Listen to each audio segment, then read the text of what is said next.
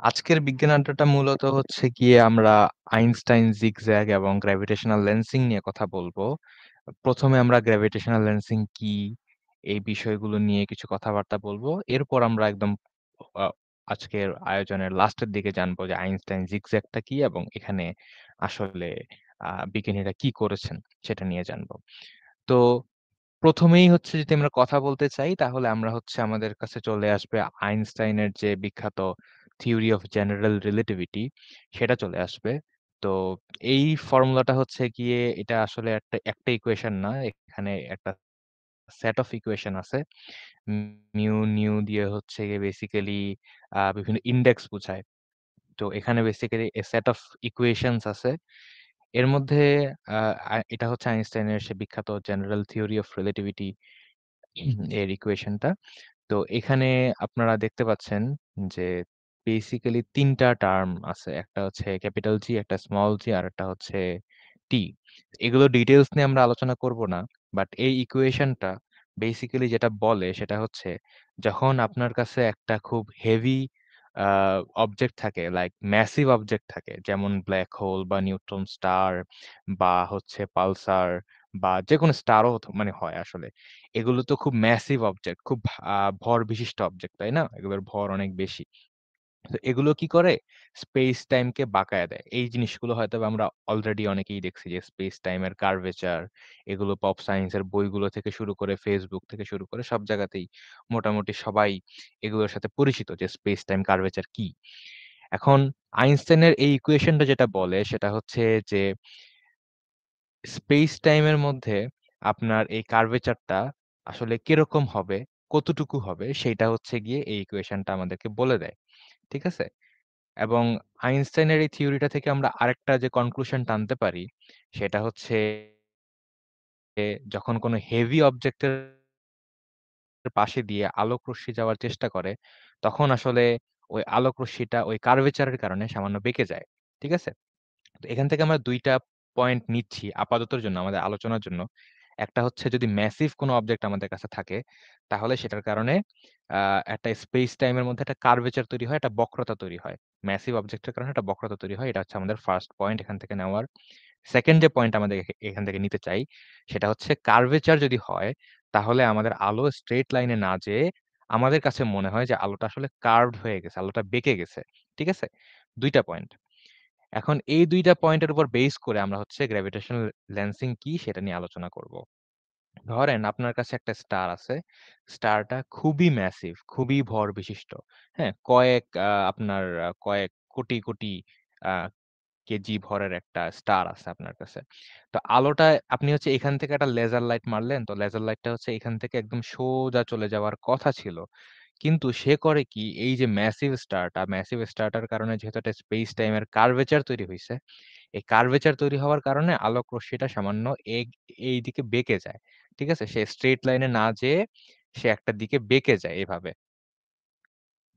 তো এই যে বেঁকে গেল, এটাই হচ্ছে গিয়ে আগের যে ফর্মুলাটা ছিল সেটা বলতেছে যে আসলে সে যে বেঁকে যাবে, সেইটা হচ্ছে গিয়ে আমরা এখান থেকে প্রেডিক্ট করতে পারতেছিলাম।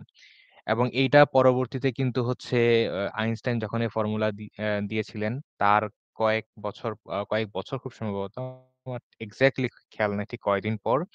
কিন্তু এডিংটন নামে আরেকজন সায়েন্টিস্ট অবজারভেশনাল আ এক্সপেরিমেন্ট করে এক্সপেরিমেন্ট করে এই জিনিসটা প্রমাণ করেছেন যে অ্যাকচুয়ালি বাস্তবেই আলোক রশ্মিটা স্ট্রেইট লাইনে যায় না। সূর্য থেকে যখন আলো মানে সূর্যের পাশে দিয়ে যখন আলোগুলো আসে তখন সামান্য বেঁকে যায়। এই জিনিসটা হচ্ছে তিনি এক্সপেরিমেন্টালিও প্রুফ আ তিনি করছেন। তো এখান থেকে আমরা যেটা বুঝলাম যে ম্যাসিভ অবজেক্টের পাশে দিয়ে যখন আলোক রশ্মি যায় তখন আলোক রশ্মি বেঁকে যায়। এটা আমরা বুঝলাম। এখন এই ইফেক্টের কারণে যে আলোক রশ্মি যে বেঁকে যায় এটার কারণে একটা লেন্সিং ইফেক্ট হয়। আমরা যখন লেন্সের ব্যাপারে পড়ছি ক্লাস 9-10 এ তখন আমরা কি দেখছি? যে এটা হচ্ছে আমাদের একটা অবজেক্ট। এখান থেকে অনেকগুলো আলোক রশ্মি এভাবে যাচ্ছে। তো লেন্স করে কি এই আলোক রশ্মিটাকে এখান থেকে যাচ্ছে সে সোজা এভাবে চলে যাওয়ার কথা ছিল। বাট আলোক রশ্মিটা কি করে লেন্স সামান্য বাঁকায়া দেয়, তাই না? আলোক রশ্মিটাকে লেন্স বাঁকায়া দেয়। বাঁকায় দিয়ে সে একটা ফোকাসে কেন্দ্রীভূত করে। ঠিক আছে? এই যে এখান থেকে হচ্ছে আলোক রশ্মি বেরোচ্ছিল উপর থেকে, নিচে থেকে সব জায়গা থেকে আলোক রশ্মি বের হচ্ছিল। লেন্সের মধ্যে যখন আলোকরশ্মিগুলো গেল, সেগুলো আর সরল পথে না যেয়ে সেগুলোকে সে বাঁকিয়ে দিয়ে এই জায়গাতে ফোকাসে নিয়ে আসলো। এটা আমাদের মূল বস্তু ছিল। সে মূল বস্তুর সে হচ্ছে লেন্সের অপর সাইডে এরকম রেখাগুলোকে বাঁকায় দিয়ে একটা জায়গায় ফোকাসে এনে আরেকটা প্রতিবিম্ব তৈরি করল। ঠিক আছে? তো এই যে লেন্স কি করে? লেন্স মূলত হচ্ছে আলোক রশ্মিকে বাঁকায় দিয়ে একটা জায়গায় ফোকাস করে একটা প্রতিবিম্ব বা একটা ইমেজ তৈরি করে।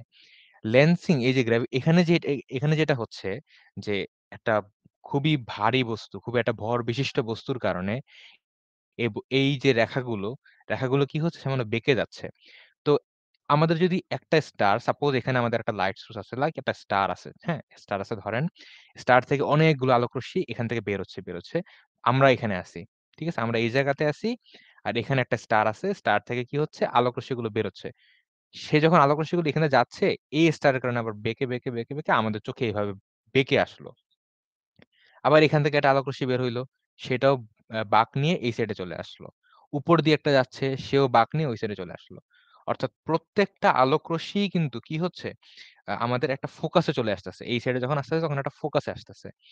তো ফোকাসে আসার কারণে আমরা কি করব? আমরা একটা জায়গাতে এই যে পিছনে যে বস্তুটা ছিল, এই পিছনের এই বস্তুটার এই জায়গাতে আলোকরশ্মি বেঁকে যাওয়ার কারণে আমরা এই জায়গাতে একটা ইমেজ দেখতে পাবো বা একটা প্রতিবিম্ব দেখতে পাবো। এই স্টারটা আমাদের একটা লেন্সের মতো কাজ করতেছে। যে কি করে? প্রত্যেকটা আলোকরশ্মিকে সামান্য বাঁকিয়ে দিয়ে এইখানে একটা ফোকাসে সকল আলোকরশ্মিকে কেন্দ্রীভূত করে এবং কেন্দ্রীভূত করে একটা ইমেজ বা একটা ছবিতে সে রূপান্তর করে।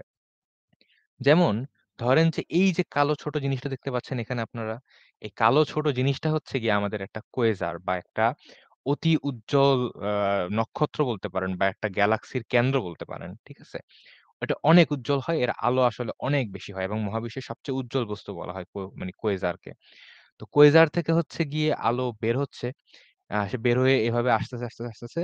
এই জায়গাতে করছে কি আমাদের একটা খুবই হেভি একটা গ্যালাক্সি আছে। খুবই ম্যাসিভ একটা গ্যালাক্সি আছে।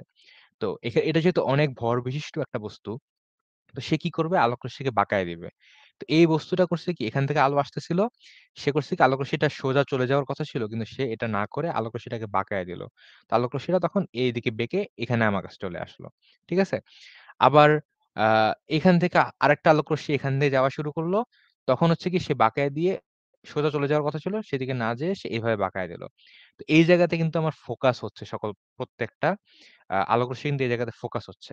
তো আমি যদি এবার প্রতিবিম্ব দেখতে চাই, প্রতিবিম্বটা হবে এই জিনিসগুলো যদি আমি পিছনের দিকে বর্ধিত করি, তখন আমার কাছে আমি পিছনে এরকম একটা প্রতিবিম্ব বা এরকম একটা আ ইমেজ দেখতে পাবো। অনেকটা রিং এর মতো। ঠিক আছে? তো বাস্তবে আমার বস্তুটা কিন্তু একটা কোয়েজার। কিন্তু এই আলোকরশ্মিগুলো আসলো, এসে এই জায়গাতে কি হলো আলোকরশ্মিগুলো বেঁকে গেল। বেঁকে যাওয়ার কারণে আমার এই পিছনে আবার এটার একটা ইমেজ তৈরি হইল। এই যে ইমেজটা তৈরি হইল সেটা দেখতে অনেকটা রিং এর মতো। হুম? তো এইটাকে বলা হয় আইনস্টাইনের রিং। দেখতে বস্তুটা আসলে কোয়েজারের মতো মানে আসলে একটা বিন্দুর মতো বা একটা গোলকের মতো। কিন্তু এটার যে ছবিটা তৈরি হচ্ছে, সে ছবিটা তৈরি হচ্ছে একটা রিং এর মতো। ঠিক আছে? তো এরকম আসলে আরো অনেক একাধিক মানি ও ইয়ে তৈরি হইতে পারে। যেমন এখানে আমার একটা কোয়েজার যদি ঠিকঠাকভাবে অ্যালাইনড না থাকে, মানে একদম এই যে কোয়েজার, তারপর গ্যালাক্সি, তারপর অবজারভার এই ৩ টা যদি একই সরল রেখায় না থাকে, তখন আসলে এরকম একটা পারফেক্ট রিং তৈরি হয় না। তখন একটু ডিসটরশন এর এদিকে একটা ছবি তৈরি হয়, এদিকে একটা ছবি তৈরি হয়, এদিকে একটা ছবি তৈরি হয়। এরকম আসলে ইয়ে থাকে। এরকম অনেক মানে অনেক ধরনের ইমেজই তৈরি হতে পারে। নট নেসেসারিলি যে সবসময়ই যে আমাদের রিং তৈরি হবে, এরকম না। সেটা এরকম আলাদা ইমেজ তৈরি হইতে পারে। একটা ক্রস তৈরি হইতে পারে। ঠিক আছে? সো গ্র্যাভিটেশনাল লেন্সিং এর কারণে মেইন কথা যেটা সেটা হচ্ছে আলো বেঁকে যায়। বেঁকে যেয়ে আমার একটা ছবি তৈরি করে। সে ছবিটা দেখতে কখনো রিং এর মতো মনে হয়, কখনো এরকম ডটের মতো মনে হয়। তবে অনেকগুলো সে ছবি তৈরি করে। ঠিক আছে? যেমন আমরা যদি বাস্তব উদাহরণ দেখি তাহলে দেখেন যে এই যে মাঝখানে যে জিনিসটা দেখতে পাচ্ছেন, এটা হচ্ছে আমাদের একটা গ্যালাক্সি। ঠিক আছে? সে করছে কি এই গ্যালাক্সির পিছনে একটা কোয়েসার আছে। তো সেই কোয়েসারটা যখন গ্যালাক্সির চারপাশ দিয়ে আলো আসা শুরু করল, তখন সে সেটাকে বাঁকায়া দিছে। বাঁকায় দিয়ে এরকম একটা রিং এর মতো স্ট্রাকচার তৈরি করছে। আর ওই কোয়েসারটাকে এখানে দেখেন এই একটা, এখানে একটা। ৪ টা।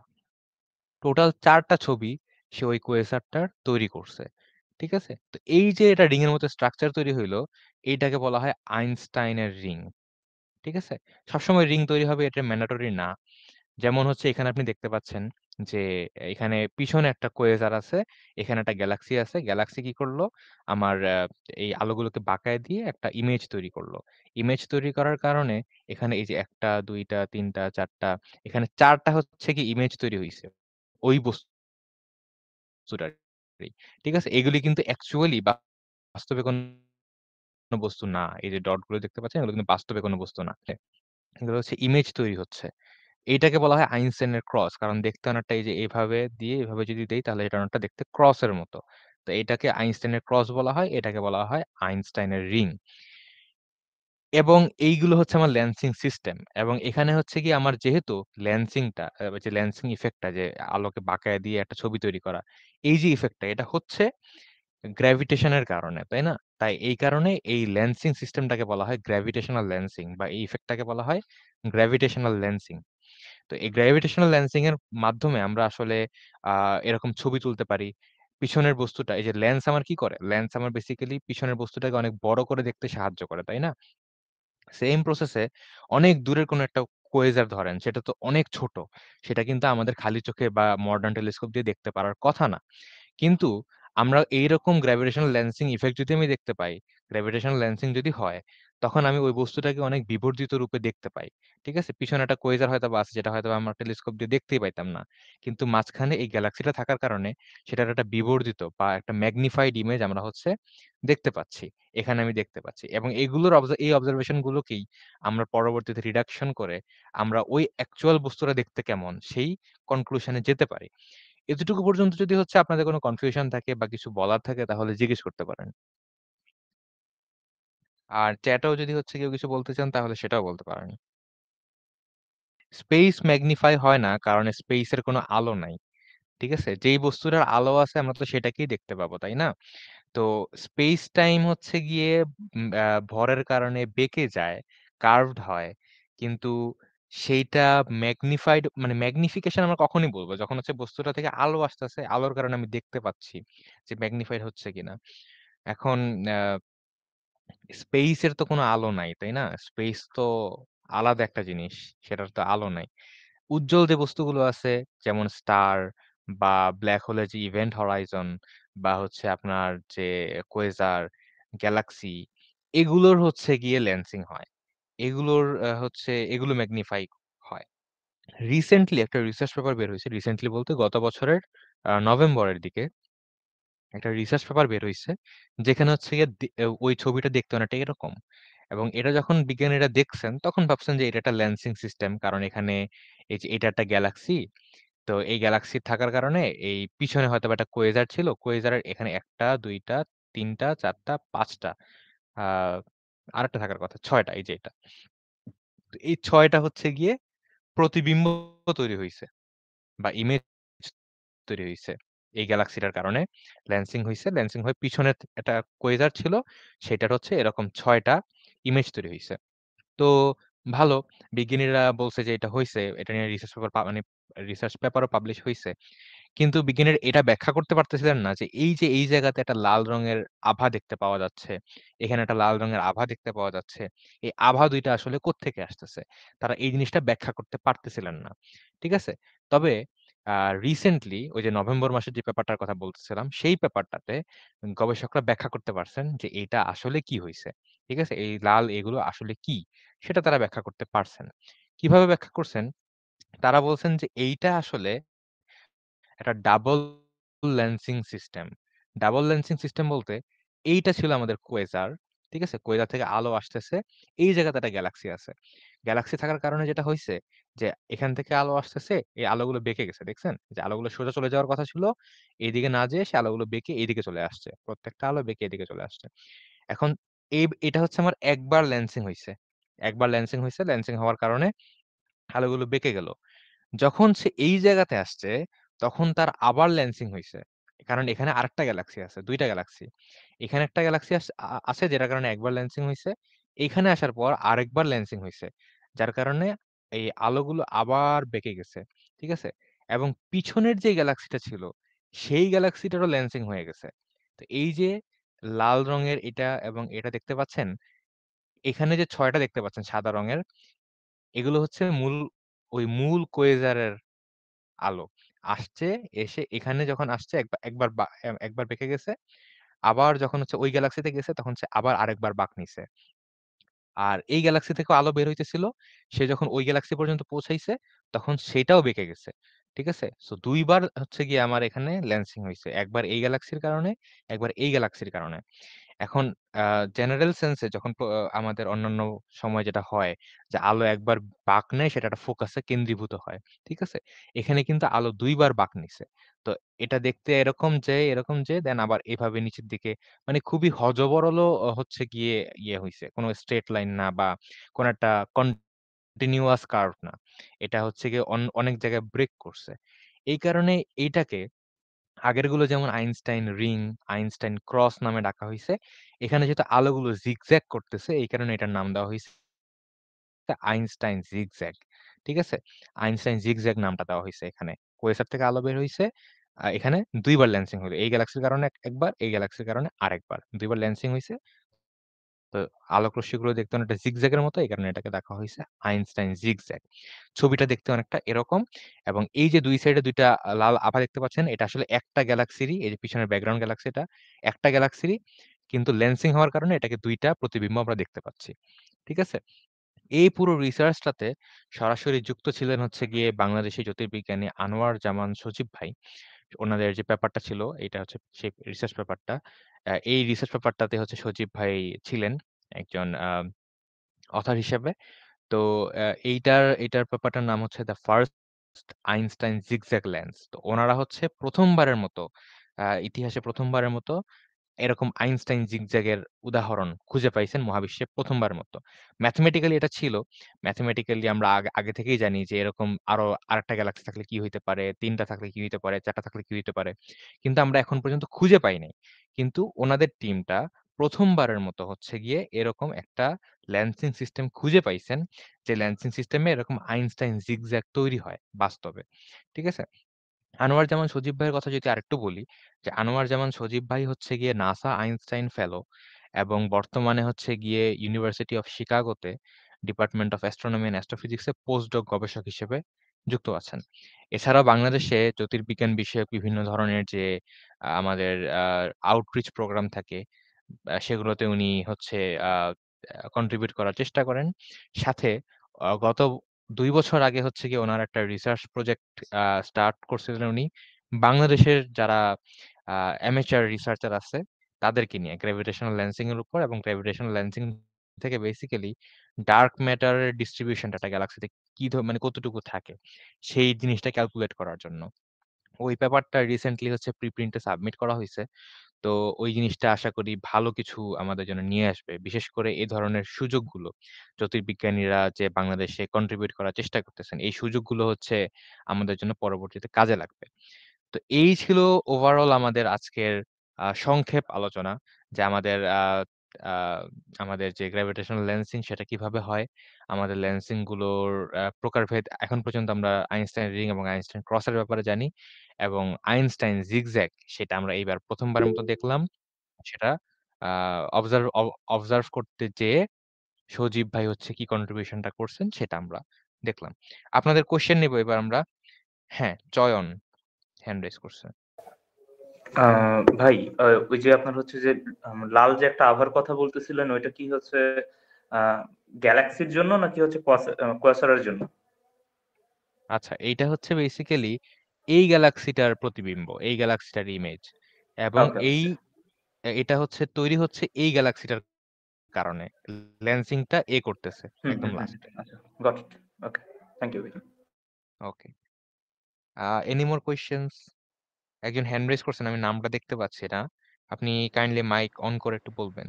আসসালামু আলাইকুম ভাইয়া। আমার হ্যাঁ, হ্যাঁ। প্রশ্নটা হচ্ছে যে আলোটা এখানে মানে রিং বা ক্রস শেপই কেন হচ্ছে? এটা কি কেন একদম মানে বেশি বিচ্ছুরণ করে মানে আহ, অনেক বেশি বিচ্ছুরিত হয়ে মানে এমন হইলো না কেন যে এটা কোনো শেপ ধারণ করলো না, জাস্ট মানে মনে হবে যেন আলোটা ছড়ায় যাচ্ছে। কেন স্পেসিফিক ভাবে একটা রিং শেপ বা ক্রস শেপই হইলো? হ্যাঁ, এটা খুব ভালো একটা প্রশ্ন। রিং শেপ এবং ক্রস শেপ হওয়ার এক্সাক্টলি কোনো রিজন নাই। মানে ৪ টাই যে স্টার এখানে আমরা দেখতে পাবো এরকম না। যেমন এখানে কিন্তু আমরা ৬ টা দেখতে পাচ্ছি। ৬ টা না হয়ে ৭ টা, ৮ টা, ৯ টা, ১০ টা যেকোনো কিছুই হইতে পারত। হ্যাঁ? এখন যদি এরকম হয় যে এরা আসলে পারফেক্টলি অ্যালাইনড মানে এইটা একই স্ট্রেইট লাইনে আছে। পারফেক্টলি অ্যালাইনড যদি হয়, তাহলে আপনি চিন্তা করেন যে এই কোয়েজার থেকে তো আলো আসলে সবদিকে ছড়াচ্ছে, তাই না? তো সবদিকে আলো ছড়া উপর দিয়ে যাবে, নিচে দিয়ে যাবে, এই সাইডে দিয়ে যাবে, ওই সাইডে দিয়ে যাবে, সব দিকেই যাবে। সব দিকেই যদি আলো যায়, তাহলে অ্যা আমরা হচ্ছে সব দিক থেকে আলো পাচ্ছি, ওই সাইড থেকে ওই সাইড সব দিক থেকে আলো পাচ্ছি। এইবার এই প্রত্যেকটা রশ্মিকে আপনি পিছনের দিকে বর্ধিত করেন। এখানে একটা পিছনের দিকে বর্ধিত করলেন, তারপর নিচেরটা পিছনের দিকে বর্ধিত করলেন, এই সাইডেরটা পিছনের দিকে বর্ধিত করলেন, ওই সাইডেরটা পিছনের দিকে বর্ধিত করলেন। প্রত্যেকটা রশ্মিকে যদি পিছনের দিকে বর্ধিত করেন, তাহলে দেখবেন প্রত্যেকটা রশ্মি আসলে একটা সার্কেল মেক করতেছে। তাই না? তো এই কারণে হচ্ছে গিয়ে আমরা একটা সার্কেল দেখার কথা। যদি একদম পারফেক্টলি অ্যালাইন করে। ঠিক আছে? কিন্তু বাস্তবে আসলে সবসময় অ্যালাইন করে না। যার কারণে একদম পারফেক্ট একটা রিং পাওয়া আসলে খুবই রেয়ার কেস। ঠিক আছে? এই কারণে এই ছবিটা অনেক বিখ্যাত। কারণ এটা খুবই আমরা দেখতে পাচ্ছি যে অনেকটাই অ্যালাইন করে গেছে। ঠিক আছে? এই কারণে আমরা দেখতে পাচ্ছি যে এখানে একটা রিং এর মতো স্ট্রাকচার। কিন্তু বাস্তবে আসলে এক্সাক্টলি রিং আসলে সহজে পাওয়া যায় না। অ্যালাইন করে না বিধায়। তখন আমরা এক আ ১ টাও দেখতে পারি, ২ টাও দেখতে পারি, ৩ টা ৪ টা যেকোনো সংখ্যক আসলে আমরা বস্তুটার ইমেজ দেখতে পারি। Thank you sir. Okay. Any more questions? Okay ভাই, রিং এর ব্যাপারটা বুঝলাম, এটা খুব ভালো একটা এক্সপ্লেনেশন ছিল। বাট এই যে ৪ টা যে হচ্ছে যে ব্রাইট স্পট দেখা যাচ্ছে, যেটা হচ্ছে অ্যাকচুয়ালি আমরা ইমেজ বলতেছি, এই ৪ টা ব্রাইট স্পট কেন পাইলাম? এর বেশি কি পেতে পারতাম না? অথবা এর কম? হ্যাঁ, এটা আমরা হচ্ছে গিয়ে ৪ টা ব্রাইট স্পট আমরা পাইছি। এর রিজনটা স্পেসিফিক্যালি মানে হচ্ছে আ এই যে এখানে অ্যালাইনড হচ্ছে একদম একই স্ট্রেইট লাইনে অ্যালাইন না। ঠিক আছে? এখন যদি আমার সাপোজ আমার গ্যালাক্সিটা সামান্য একটু অন্যদিকে সরে যায়, তখন আমার এটা পারফেক্টলি সার্কেল হবে না। তখন আমি এখান থেকে একটা আলো বের হইলো, সে আলোটা আমি দেখলাম, সে আলোটাকে আমি পিছনের দিকে বর্ধিত করলাম। এখানে আমি একটা স্ট্রাকচার, এখানে আমি একটা প্রতিবিম্ব পাবো। ঠিক আছে? আবার আমি এটাকে এদিকে এদিকে দিলাম, তো সেখানে আমি আরেকটা প্রতিবিম্ব এই সাইডে পাবো। ঠিক আছে? কিন্তু এটা যেহেতু পারফেক্টলি অ্যালাইন না, তাই এটা সার্কেল হচ্ছে না। তো আ আমার গ্যালাক্সি সবদিকে সমানভাবে কিন্তু আলোটাকে ডিস্ট্রিবিউট করে দিতে পারবে না। কারণ গ্যালাক্সি তো একটা সাইডে সরে গেছে, তাই না? সাইডে সরে যাওয়ার কারণে কিছু জায়গায় ইনটেনসিটি বেশি আসতেছে, কিছু জায়গায় কম আসতেছে। তো যেই জায়গায় বেশি আসতেছে ওই জায়গায় আমি একটা ইমেজ পাচ্ছি, যে জায়গায় ইনটেনসিটি কম আসতেছে সেখানে আমি কোনো ইনটেনসিটি পাচ্ছি না, এরকম একটা অবস্থা আরকি। এটা হচ্ছে পারফেক্টলি অ্যালাইন না হওয়ার কারণে। এখন আ কতটুকু দূরে আছে বা কত অ্যাঙ্গেলে আছে এগুলোর উপর ডিপেন্ড করে আসলে কয়টা ইমেজ তৈরি হবে সেগুলো উপর ইয়ে করে। এটা হচ্ছে ডিটেইলস ম্যাথমেটিক্স হচ্ছে ওই যে বইটার কথা বললাম যে গ্র্যাভিটেশনাল লেন্সিং এর একটা বই আছে। আ আমার এক্সাক্টলি লেখকের নামটা খেয়াল নাই। স্প্রিঙ্গার বেশ ভালো একটা বই আছে নীল রঙের কভারের। আ ওই বইটার ভিতরে হচ্ছে এটা ডিটেইলস ম্যাথমেটিক্সটা এক্সপ্লেইন করা আছে যে কয়টা ইমেজ তৈরি হইতে পারে। ঠিক আছে? তো ওইটা পড়লে আই গেস আরেকটু ভালো আইডিয়া হবে।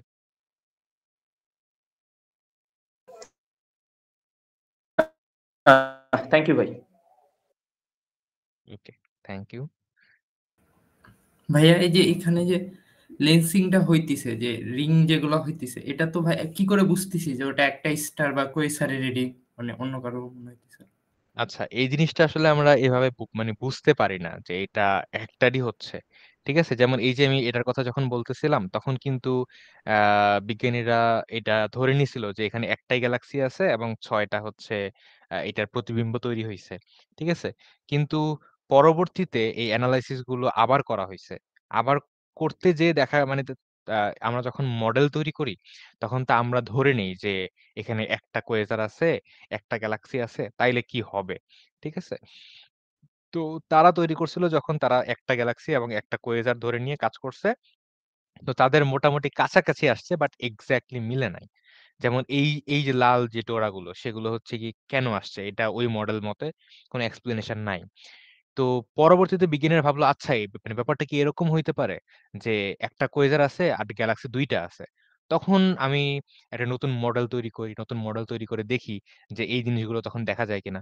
তখন তারা ওই মডেল তৈরি করে কম্পিউটার সিমুলেশন করলেন। সিমুলেশন করে তখন দেখছেন যে আচ্ছা হ্যাঁ, যদি এরকম হয় যে একটা কোয়েজার ২ টা গ্যালাক্সি হয়, তখন এরকম একটা জিনিস আমরা পেতে পারি। ঠিক আছে? তো এই জিনিসগুলো হচ্ছে বের করা হয় আমরা একটা মডেল ভাবি আগে যে হয়তোবা এরকম। দেন হচ্ছে গিয়ে আমরা ওই মডেলটাকে রান করে দেখি যে আমাদের অবজারভেশন এর সাথে কতটুকু মিলে। যদি মিলে তাইলে আমরা ধরে নিই যে ঠিক আছে আমাদের যে assumption টা সেই assumption টা ঠিক আছে। কোয়েজার কয়টা? এটা আসলে আমি আ আগে থেকে জানব না। আমি ধরে নিব যে হয়তোবা এতটা আছে। দেন আমি মডেল তৈরি করে সেটাকে রান করে দেখব যে বাস্তব আমার যে ছবিটা আছে সেটার সাথে মিলে কিনা। যদি মিলে তাহলে বুঝবো যে আমার ধারণা ঠিক আছে। যদি না মিলে তাহলে বুঝবো যে আমার ধারণা ঠিক নাই। এরকম আরকি। আচ্ছা, থ্যাংক ইউ ভাই। ওকে, ওয়েলকাম। আর ভাই একটা ছোট কোশ্চেন ছিল, মানে আলো তো ভর শূন্য, তাহলে এই মানে স্পেস টাইম কার্ভেচারে আলোর উপর প্রভাবটা পড়তেছে কেন? আচ্ছা, স্পেস টাইমে আলোর প্রভাবটা পড়তেছে কেন? এটা মানে আরো আলোর সুন্দর উপরে কোয়েশ্চেন। আরো সুন্দর কোয়েশ্চেন। ভরের প্রভাবটা আসলে আমাদের নিউটনিয়ান মেকানিক্স অনুযায়ী থাকে যে নিউটনিয়ান মেকানিক্স অনুযায়ী হচ্ছে আকর্ষণ করতেছে বা এরকম কিছুটা করতেছে। বাট আমি যখন হচ্ছে গিয়ে কার্ভেচার নিয়ে কথা বলবো, তখন কার্ভেচারটা হওয়ার কারণে সেটা আসলে ভর আছে কি না এটা ম্যাটার করার কথা না। আমার যতটুকু আ মানে মেমোরিতে আসতেছে। যে ভর আছে কি নাই এটা ম্যাটার করার কথা না। কারণ ফোটনের কিন্তু ভরবেগ আছে। ঠিক আছে? ফোটনের ভর না থাকলেও তার যেহেতু ভরবেগ আছে, তো সে আসলে কার্ভেচার ফলো করে। সে যদি দেখে যে কার্ভেচার এখানে আছে, তখন সে হচ্ছে শর্টেস্ট পাথ হিসেবে সে একটা কার্ভড লাইনে যাওয়ার চেষ্টা করে। স্ট্রেইট লাইনটা তার কাছে আসলে শর্টেস্ট লাইন না। ঠিক আছে? যেমন আমরা যখন পৃথিবীতে চলি, আমরা কিন্তু হচ্ছে গিয়ে গর্ত করে এক জায়গা থেকে আরেক জায়গায় শর্টেস্ট পাথ এ যাই না। আমরা হচ্ছে গিয়ে বা একটা স্ট্রেইট লাইন আমরা যদি ম্যাপের উপর যেটা স্ট্রেইট লাইন টানি, ম্যাপের উপরে স্ট্রেইট লাইন টানলেও কিন্তু আসলে ওইটা আমাদের কাছে শর্টেস্ট লাইন না। মানে বাস্তবে ওটা শর্টেস্ট লাইন না। ঠিক আছে? স্ট্রেইট লাইনটা। ওইখানে হচ্ছে আমরা জিওডেসিক আ আ ক্যালকুলেট করি। ম্যাপের উপরে যে জিওডেসিকটা আমরা পাই সেটা হচ্ছে তার শর্টেস্ট পাথ। তো আলোর কাছে হচ্ছে গিয়ে বক্রতার মানে আমি যখন স্পেস টাইম এ বক্রতার মধ্যে পড়ি, তখন আসলে আমি জিওডেসিকটা ফলো করি। কারণ ওইটা আমার কাছে শর্টেস্ট পাথ। তো এখানে তার আসলে ভর আছে কি নাই সেটা ম্যাটার করে না। কারণ ফোটনের ভরবেগ আছে এবং সে ওই শর্টেস্ট পাথ হিসেবে সে ওই বক্রপথে যাওয়া স্টার্ট করে। ঠিক আছে? এটা আসলে তার আকর্ষণ বা বিকর্ষণের সাথে মানে এটার কোনো রিলেশন নাই। হ্যাঁ, মাজেদুল ভাই আপনি হ্যান্ড রেইজ করছেন। আপনি বলতে পারেন। ভাই আমাদের আই থিংক স্পেস টাইমের উপর একটা বিজ্ঞানটা করা যেতে পারে, কারণ স্পেস টাইমের সাথে যেহেতু গ্র্যাভিটেশনাল লেন্সিং জড়িত, আবার জেনারেল রিলেটিভিটির একটা বড় অংশ জুড়ে স্পেস টাইমের অস্তিত্ব আছে। তো আচ্ছা একটা ঠিক আছে রিকোয়েস্ট থাকে তাহলে আপনার আমরা কাছে হচ্ছে যে গিয়ে হ্যাঁ, হ্যাঁ স্পেস টাইমের উপর যদি অবশ্যই। একটা আমরা তাহলে স্পেস টাইমের বেসিকস এবং এর যে বেসিক ম্যাথমেটিক্স এই বিষয়টা নিয়ে আমরা চেষ্টা করব যে নেক্সট ডে আ আমরা হচ্ছে একটা বিজ্ঞানটা করার তাহলে বিশেষ করে এই যে ইন্টারভ্যাল গুলো কিভাবে ক্যালকুলেট করে আ বা মেট্রিক গুলো বা আইনস্টাইনের ইকুয়েশনটা আমরা একদম শুরুতে দেখছিলাম। এই যে আইনস্টাইনের ইকুয়েশনটা দেখছিলাম। ইকুয়েশন গুলো দেখছিলাম। সো এই ইকুয়েশন গুলো আসলে আ কি মিন করে বা ইকুয়েশন গুলোর সলিউশন কিভাবে আসে সেটা নিয়ে আমরা একটা চাইলে বিজ্ঞানটা করতে পারি। Thank you. ওকে। শরীফ ভাই, আ আসসালামু আলাইকুম। হ্যাঁ, হ্যাঁ। হ্যাঁ, আচ্ছা, তো আমার জানার ইচ্ছা ছিল যে এই গ্র্যাভিটেশনাল থিওরি এটার ফিউচারটা কি, বা এই যে একটা রিসেন্ট মানে একটা আবিষ্কার হলো, এটার ভবিষ্যৎটা কি দেখতেছে বিজ্ঞানীরা, বা এটা থেকে আমরা কি কি এক্সপেক্ট করতে পারি, মানে আচ্ছা। এর ভবিষ্যৎটা। আ গ্র্যাভিটেশনাল লেন্সিং এর ফিউচারটা আসলে হিউজ। হিউজ কেন? কারণ হচ্ছে আ ওই যে যেই ফার্স্ট এ যে একটা ব্যাপারটা বললাম যে এইখান থেকে মডেল ফিটিং এর টাইমে আসলে আরেকটা জিনিস ক্যালকুলেট করা যায়। সেটা হচ্ছে একটা গ্যালাক্সি, এই যে গ্যালাক্সির মাধ্যমেই তো আমার লেন্সিংটা হচ্ছে, তাই না? সো আপনার গ্যালাক্সির যত বেশি মাস বেশি হবে, তত বেশি সে লেন্সিং পাওয়ারটা আছে।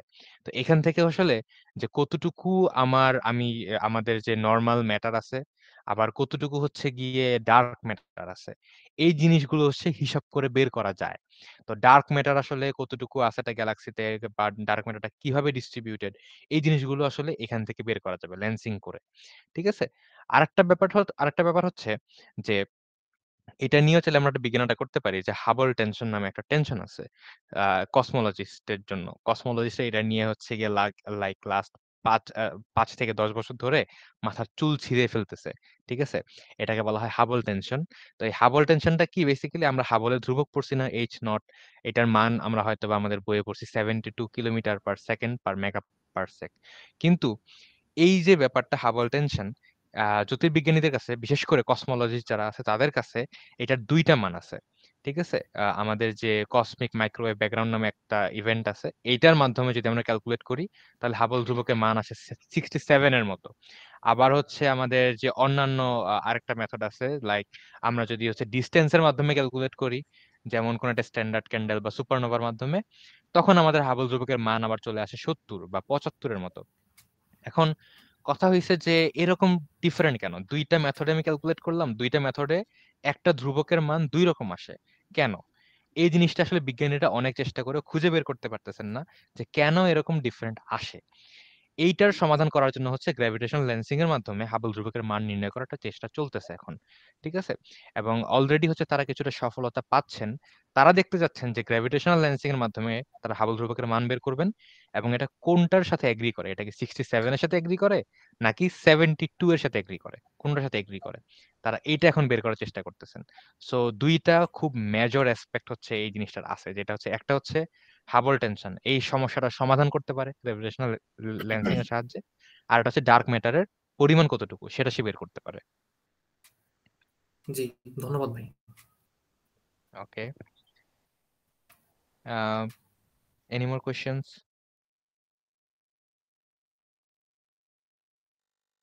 ডার্ক এনার্জি, আচ্ছা ডার্ক এনার্জির কথা একজন বলছেন।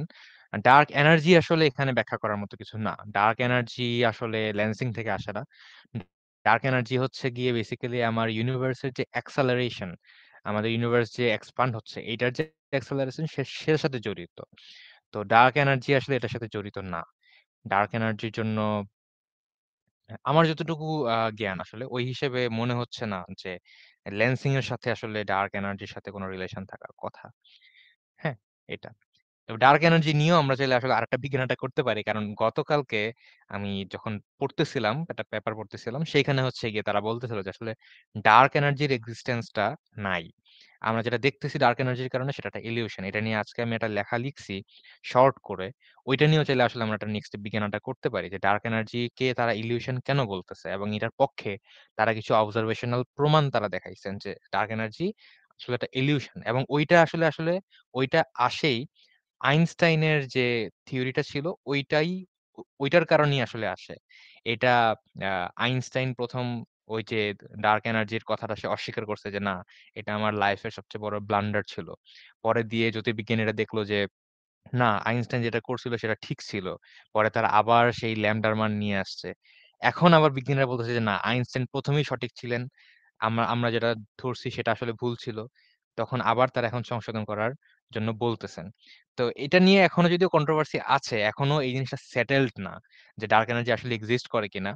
কিন্তু এই জিনিসটা নিয়ে গত ৫-৬ বছর ধরে আসলে অ্যাস্ট্রোনমি কমিউনিটিতে অনেক কথাবার্তা চলতেছে যে ডার্ক এনার্জি আদৌ আছে কিনা নাকি এটা আমাদের জাস্ট একটা ইলিউশন। ঠিক আছে? ওইটা নিয়েও আমরা হয়তোবা করতে পারি। দেখা যাক। আ আর কোনো কোয়েশ্চেন না থাকলে আজকে আমরা আজকের মতো শেষ করব।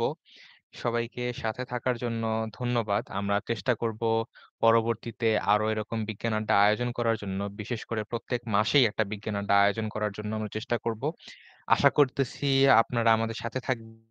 বিশেষ করে পরবর্তী বিজ্ঞান আড্ডাগুলোতে আমরা চাচ্ছি আরো বেশি মানুষের এনগেজমেন্ট এর জন্য এবং আপনাদের কাছ থেকে আরো বেশি প্রশ্ন আমরা এক্সপেক্ট করতেছি। আবার আমাদের দেখা সুস্থ থাকবেন। আল্লাহ হাফেজ।